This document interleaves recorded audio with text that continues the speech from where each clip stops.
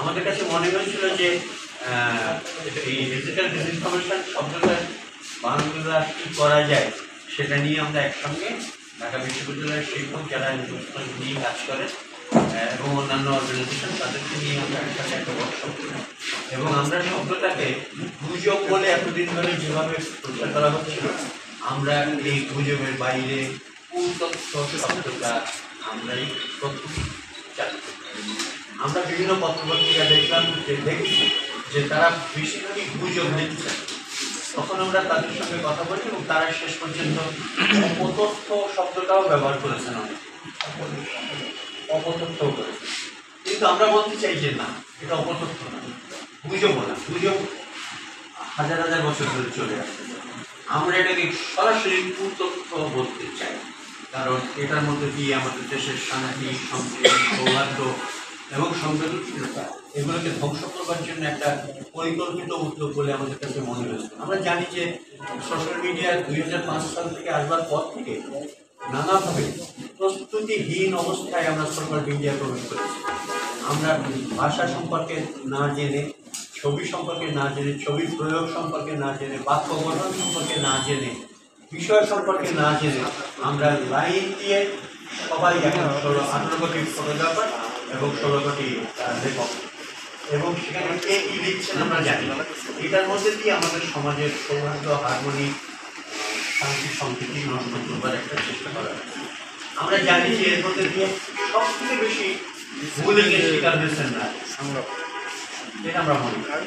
এরপরে হয়েছেন নানাভাবে সংখ্যাল্প জনগোষ্ঠী, সে যেই ধর্মীয় সংখ্যাল্প, জাতিগত সংখ্যাল্প। আমরা সংখ্যালঘুটা বলতে চাই না, সংখ্যাল্প বলতে চাই।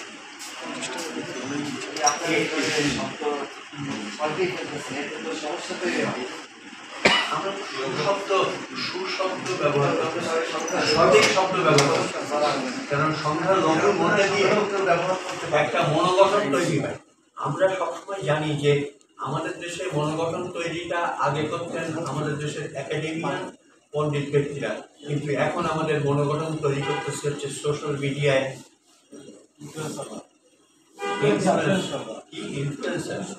ইনফ্লুয়েন্সার, এবং তাদের বাক্য গঠন এবং শব্দচয়ন দেখে আমরা বুঝতে পারি যে তাদের শিক্ষা এবং সচেতনতার মান কোন জায়গায়, আমি এটা বলতে চাই।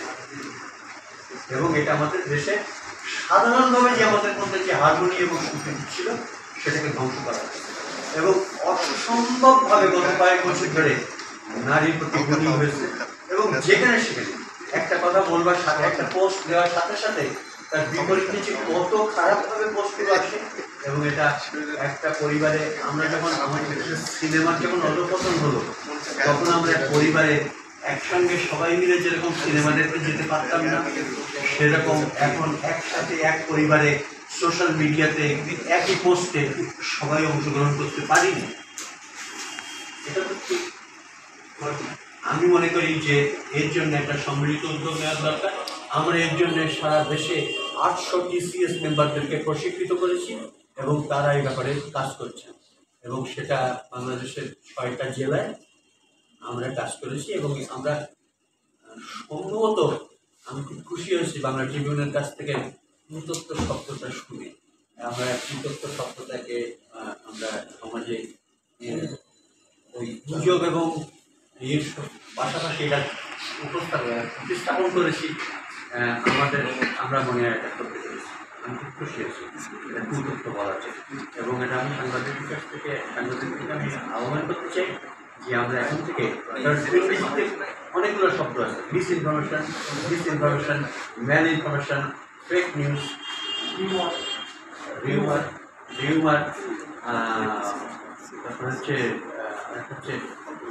ডিফেক্ট, অনেক ধরনের ফেক নিউজ, অনেক কিছু। আমরা মনে হয় এটা নিয়ে আমরা ইউল্যাবের সঙ্গে আমরা সম্প্রতি একটা কাজ করেছি। ইউল্যাবে একটা ফ্যাক্ট চেকার গ্রুপ কাজ করে, ওদের কিন্তু একটা পরিকল্পিতভাবে ইউল্যাব কাজ করেছে। আমরা রিসেন্টলি আমরা ওদেরকে নিয়ে সারা দেশে প্রায় 13টা অর্গানাইজেশনকে ঢাকায় নিয়ে এসে যাতে এই ব্যাপারটা দিয়ে একসাথে একটা কাজ করা যায় তার জন্য আমরা চেষ্টা করতেছি। এবং আমি মনে করি যে আমাদের এটা পরিবারেও এই আলোচনাটা আমাদের করার দরকার। আমরা এখানে যারা উপস্থিত আছি আমরাও আজকে ফিরে গিয়ে শুধুমাত্র আমাদের পেশার সংবাদপত্রে না, আমরা আমাদের পরিবারেও এই কথাটা জানাবো।